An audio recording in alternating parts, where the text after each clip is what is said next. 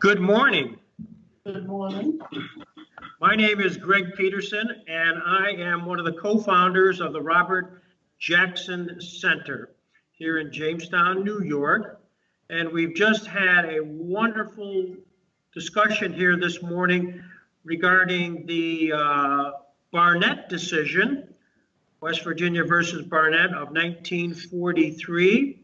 We have some of your friends and colleagues here who are listening in and will be joining as we proceed your morning.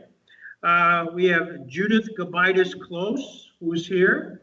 We also have Louise Blanton, and we also have Marie Barnette Snodgrass. So we have in the United States Supreme Court, we Gobitis case. So we have the daughter of Lillian Gobitis. Then for 3 years, we had Kingdom Hall, which Jehovah's Witnesses had to attend.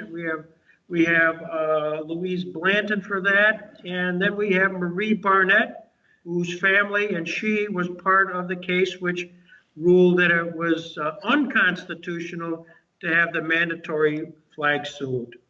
And we're just thrilled you could join us. And I'm going to sort of just start the comments because I know you have a story which our audience can't wait to hear about your life story, which is in the book Facing the Lion. As you had an experience we could only wonder about, but you actually lived it. So I just want to start by, again, thanking you so much. But at the same time, for our audience, maybe you could put into perspective a little bit about your background and your religious background. I know your parents were originally Catholic, and if you could talk how you became a member of the Jehovah's Witness. Yeah, that's an interesting point.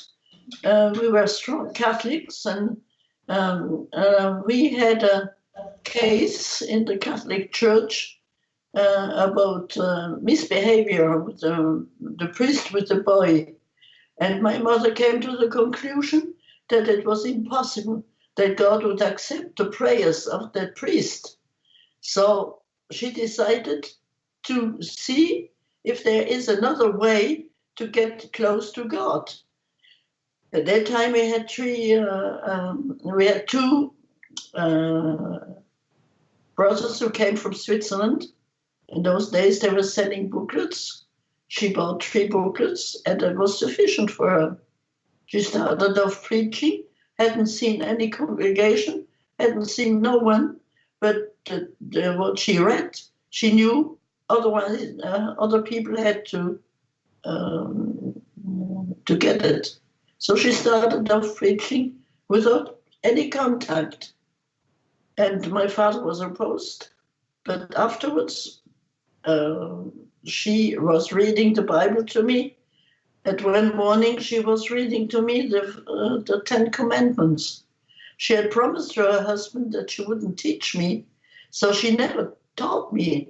She just was reading, but she was reading with sense stress. She would come back on certain words of the reading.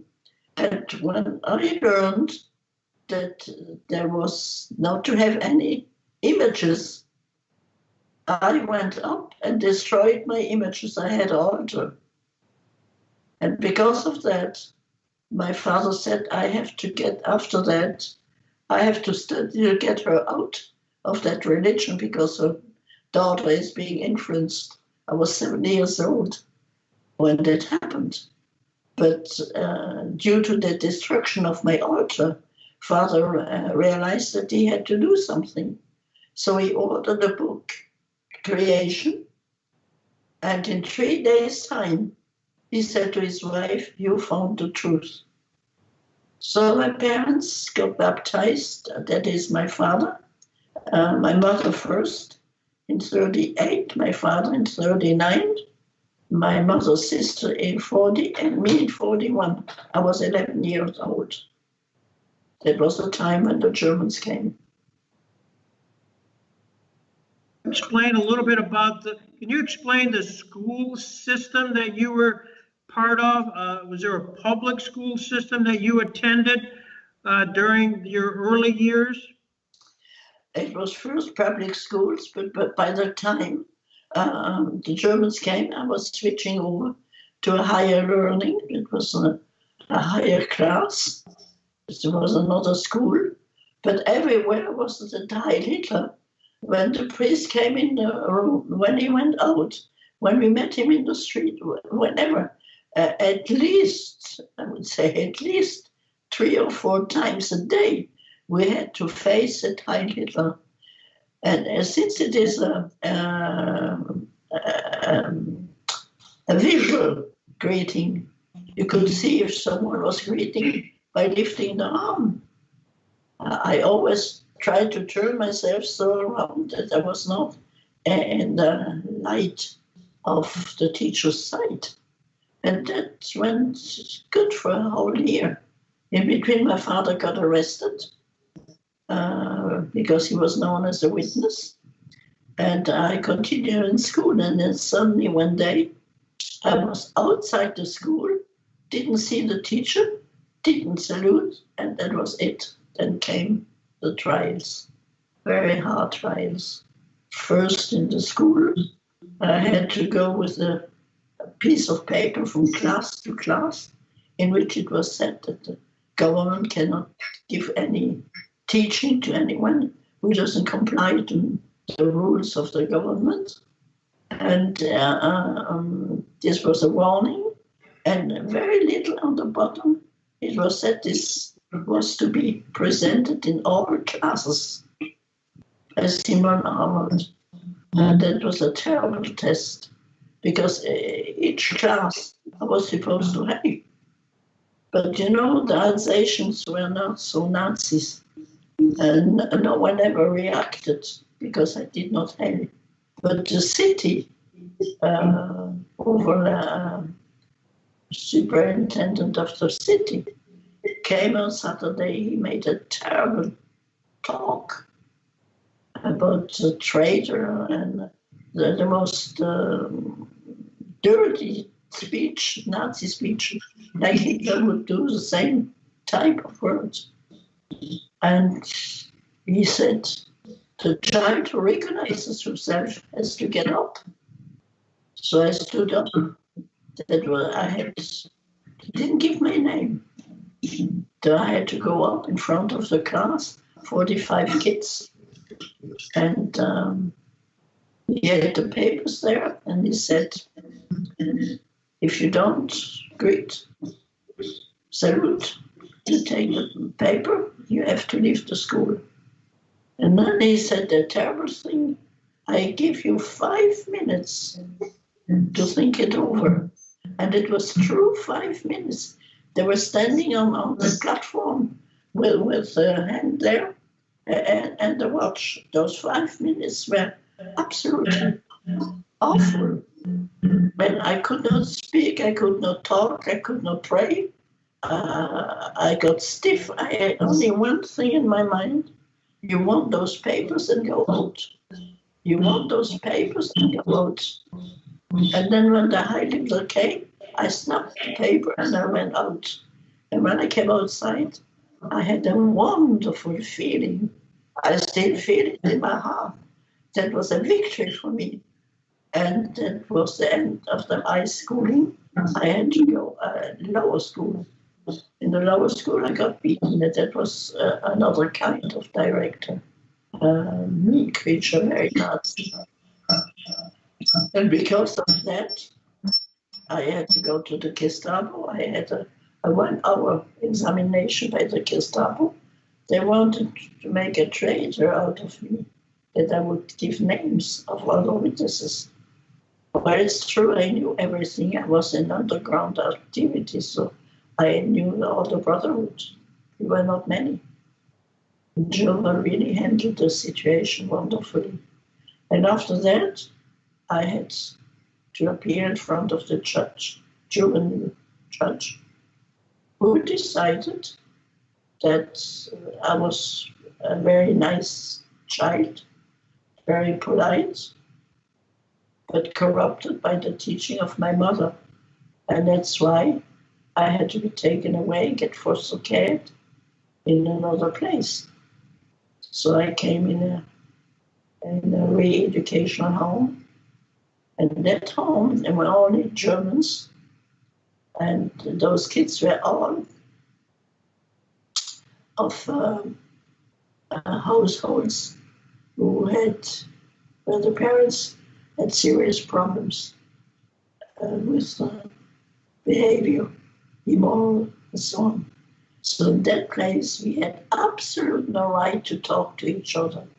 Punishment for talking was terrible, absolutely terrible. It could go to a whole week, no evening meal. And we had hard work. It was non-stop. But it was quiet. There was never a high Hitler coming up because they said you don't deserve the privilege of hailing Hitler because you are immoral, which was happy for me. It was a good thing. And my worst in that place was to be a model in all work, in behavior. That was my goal. My mother had said they have to know that Jehovah's Witnesses have a superior teaching, not a lower teaching as they want to make us believe. So my goal was to be very, very strict in everything. I never got punished in conscience in that place. The end of the war or the end of the situation. In between, my mother was also arrested, so we were all three were arrested. Simone, Simone, if I could, just to put into perspective, your mother and father were converted to Jehovah's Witness. They were baptized. What happened to your dad? Was he arrested? Father got arrested at the factory.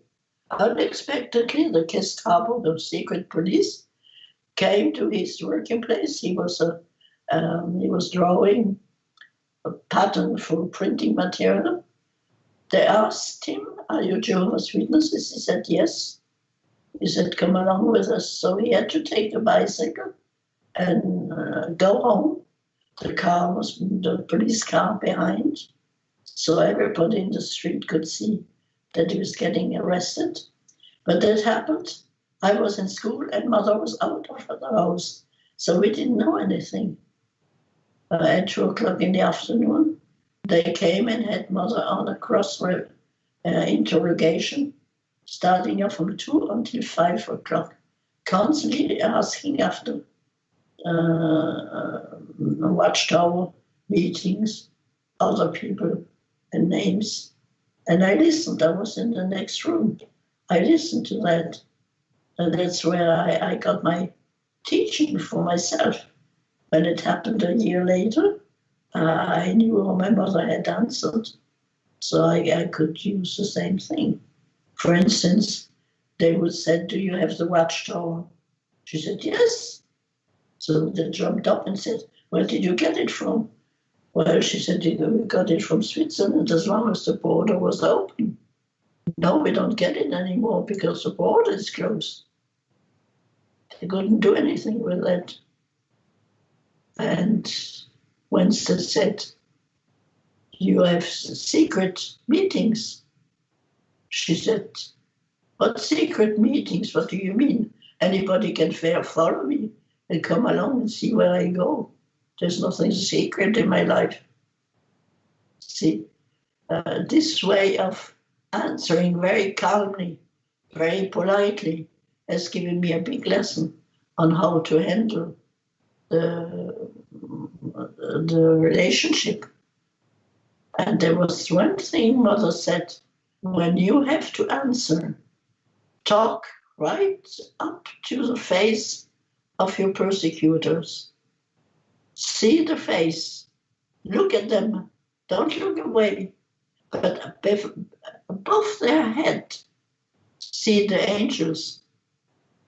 So you won't be influenced by their mean faces.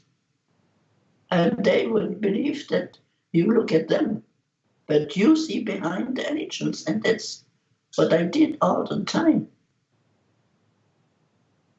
So your father is arrested and placed in a concentration camp, and there he stayed really until 1945. Is that correct? Yes. Did you have any contact with him at all? Did you be able to write letters or anything? I had the right to write a letter per year for his anniversary. He had no right to write to me. He could write letters to his sister-in-law, the sister of my mother. She was a maid, and she could get through without too much difficulties.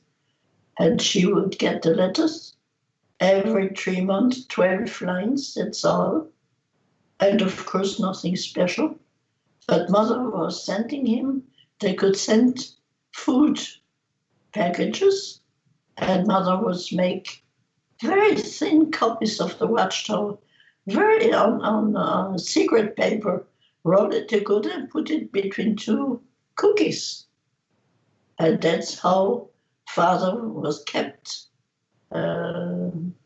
informed of what happened, you know.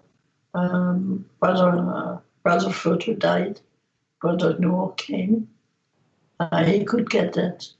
Mother wrote him a letter. In the letter she said that the brother is fort, and that means gone of German.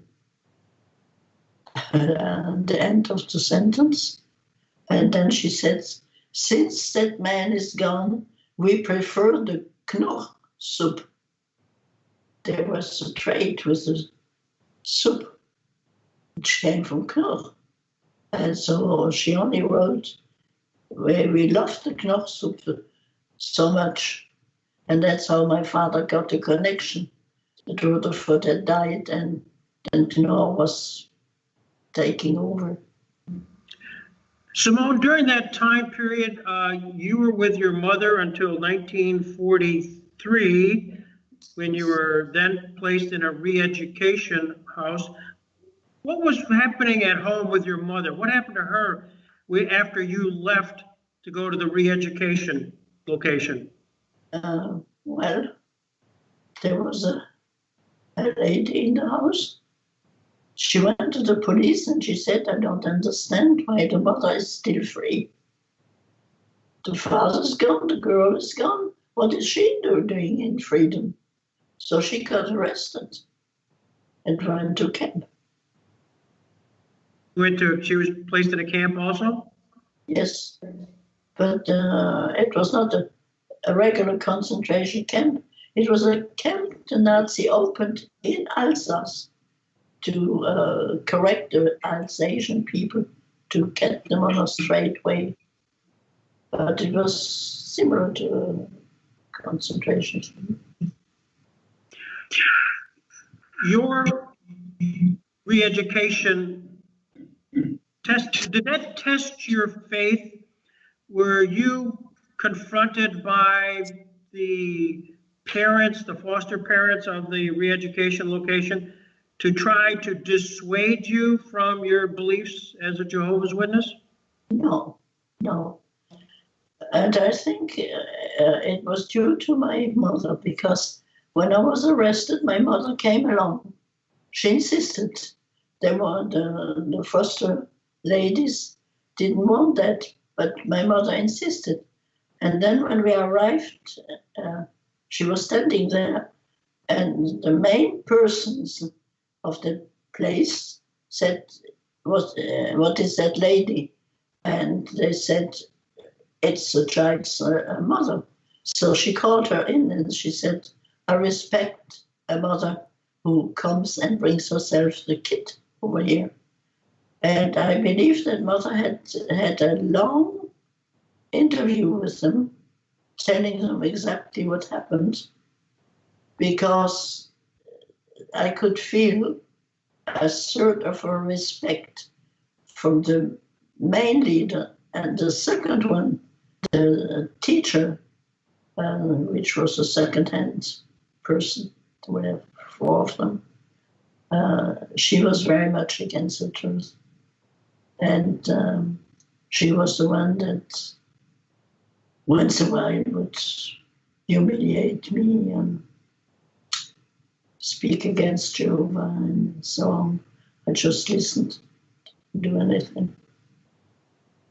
In 1945, there's liberation of Europe. The war ends June 6, 1945, and the concentration camp where your dad was located was liberated in May of 1945. Tell me about the reunion. At some point, your mother and you are connected with your dad. What was that like? Well, my mother had come to the place before I was free. She had to wait until the army would come. As soon as the French army came, they liberated me and we came home. And we learned that father was missing. And on the Red Cross list, my father was considered as being disappeared. It was not death, but disappeared, didn't know. And we thought he was dead. And it took a long time. It took until Pentecost before he came home. That is 50 days after the liberation. And when he came home, he was deaf. He couldn't hear anything. He didn't recognize me because that has been 4 years. And he had terrible nightmares because in the last camp in Ebensee, that's Mauthausen, they had cannibalism. And since he was sick, he could not stand up anymore. He was afraid that they could try to cut something left on him to eat. So when he came home, he had terrible nightmares. We needed doctor care to get him back on his feet. It was not easy. That must have been so difficult for you to see your dad in the condition he was in and hardly recognize you, because you've grown now since the last time he saw you. At least 4 years had lapsed. Yeah, that's right. How did you finally get him? Well, let me ask a question. All 3 of you, your mother, you, your dad, as members of Jehovah's Witness, again, your faith had been tested. What was the lesson you learned through this terrible time period with regards to your faith? Jehovah is a powerful God. And you could feel his approval all the time.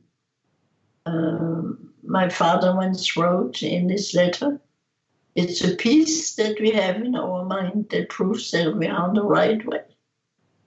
Because that peace, even if we were crying and had pains and had difficulties, but the inside peace was so strong that we knew that Jehovah was happy, content with us. So we never had the slightest idea that we should have done it differently, because it was just that standing up for the truth that gave us the strength for the next one. It was just the opposite of what the enemy thought. The enemy thought it would break us down. In reality, it lifted us up because of our inside relationship with God. I was reading in your wonderful book, Facing the Lion, the chapter dealing with vengeance or forgiveness. And you tell the story about the opportunity your mother had to really arrest the people who denounced her. Can you tell that story? Yeah, she was called by the French police because they had found the list of the traitors, and they told the mother, you sign the paper, and then we arrest her. My mother said, no, you do your job, but I'm not signing it. But I said, she deserves it. She said, this is your law, you apply it. I do not turn her in. And that lady was living in the same house as we did, apartment house. And she became cancer. She had no one anymore, no one to take care of her. And she was, in those days, cancer was a terrible situation because people would just rot away little by little. There was no medicine, nothing. And it's my mother that washed her every day. They brought her food, changed her bed, made her sanitary. I don't know how long she did that, but for quite a period of time. I had a hard time to understand why mother was doing this, and she said, a Christian does not retaliate. Do you know that she's really responsible? That she didn't go a wrong way because she didn't know better. It's not on us to judge people. And that became my lesson, all my life. I realized that people do awful things. Doesn't mean that they're mean. They are just misled. And that had helped me a lot because I never suffered when somebody was hurting me.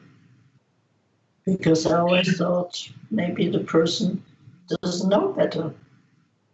So this lesson has really, really shown me what it means not to retaliate. Love acts through love and not through retaliation. I'm going to read the passage that's in the book for the audience because it's so powerful how you've written that.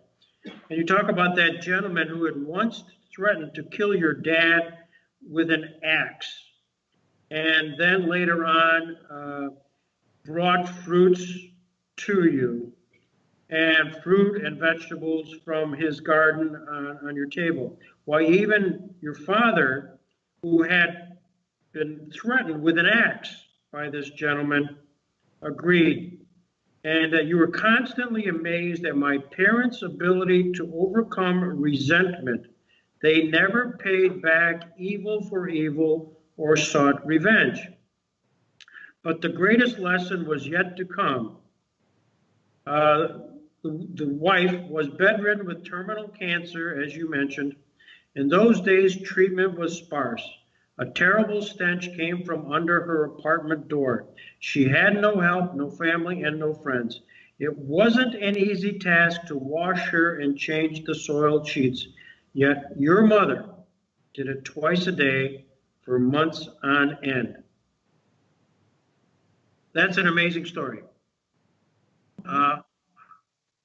As you're here today with a special commemoration of what occurred in the judicial system here in the United States.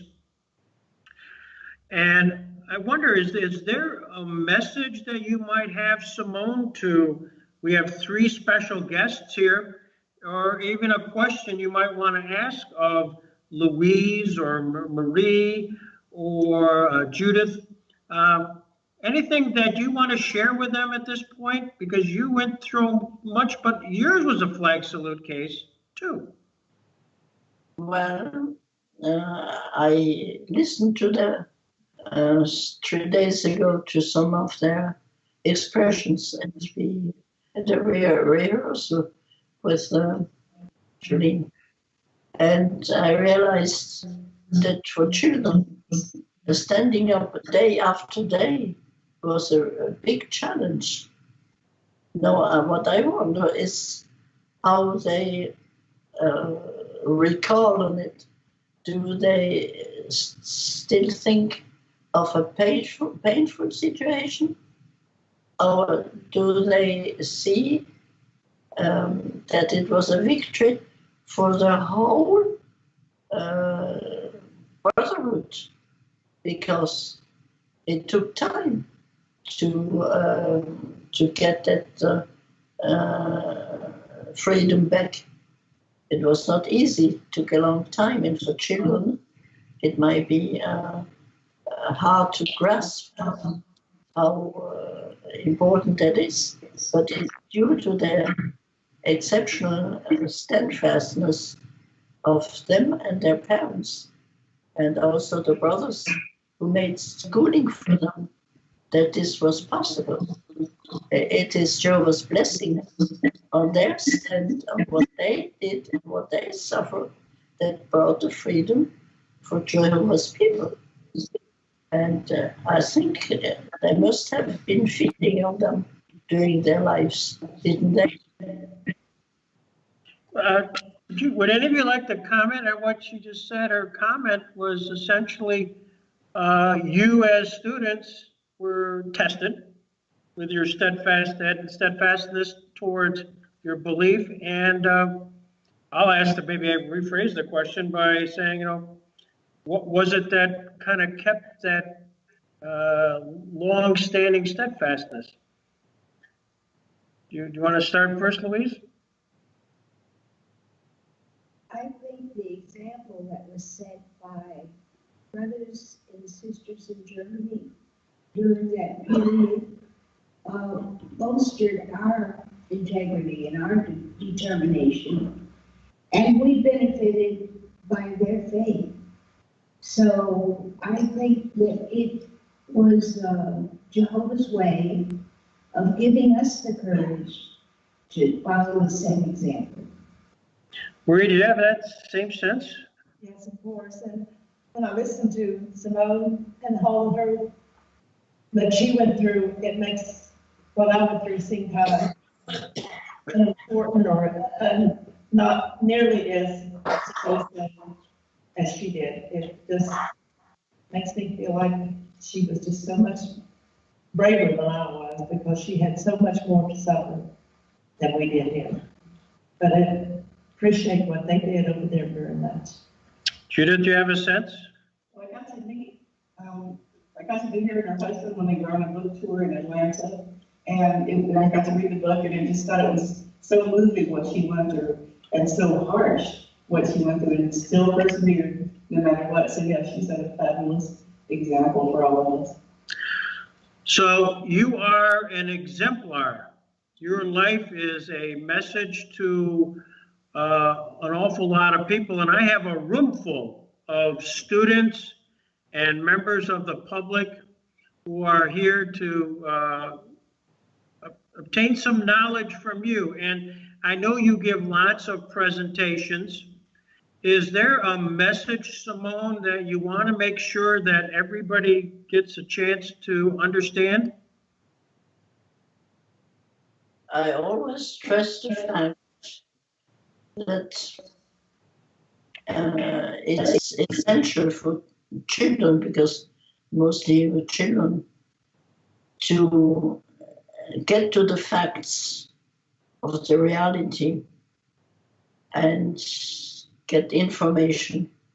And once they have the information, then try to find out what is their own reaction,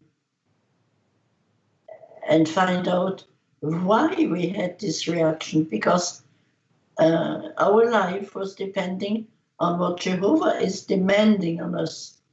And usually the children do not follow, especially any religious idea. So when I talk to the children, I really stress the need of getting to know what has true values. They have to study, research, make history, and find out what is their true value. I'm not supposed to teach religion in class, so I turn around. I do not speak about the Bible says and so on and so forth. I go right down to the fact that they grow up now, the children, and they're going to have responsibility, and they need to know what the decision is going to bring out, if it is a good one or a bad one. I'm stressing a lot of the necessity of those children who are non-witnesses to find out that what has happened in Germany is not the beginning of the evil. The evil began a long time before. If they make history, they can find out that there was persecution in Europe, terrible. That's why America is made up of European people who escaped because of persecution. And they have to get to it to find out why. It's their responsibility to get this information. Because I'm not speaking to a group of brothers, I'm speaking to outsiders. You conclude your book with the wonderful words of a Marcel Suter, who inscribed in your poetry book, "Hope is the greatest treasure. If a man has lost everything, he still possesses hope." Why did you conclude your book with that phrase? He wrote this especially for me. He wrote this at the moment when he had to present himself to the draft. And he knew that it would mean death. He came home and said goodbye, promised that we would meet in the new world, said stay faithful, and we will come together again, we meet. So this counsel he wrote just before leaving has become my mentor. Yes, hope. If I lose everything, my parents, my health, my life, hope is not killed because it brings the reward from Jehovah. This is why I put that in that book, because Marcel did get beheaded.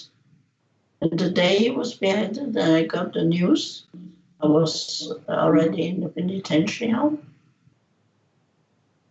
Even so, it hurt me to know that he had died. I was filled with a deep, not happiness is not the word, a deep feeling of Marcel has become your example. He has been able to go to death without any regrets. And this is the way you want to go. This has become my direction. And at the same time, I met the burning place where they killed the Czech resistor, John Hus. And when I realized that story came together, I said, those men have been faithful until death. This is possible because they were only humans and they could stand faithful. There is no reason why I should not be able to stay faithful. Just follow the example. You're amazing. Ladies and gentlemen, Simone Liebster, this is unbelievable.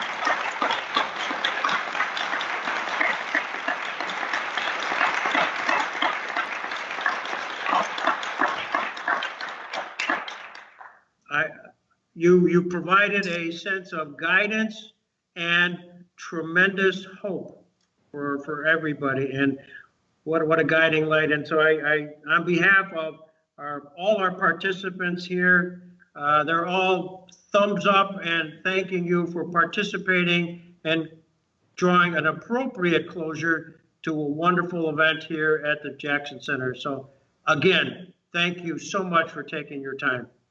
Thank you so much too. Thank you.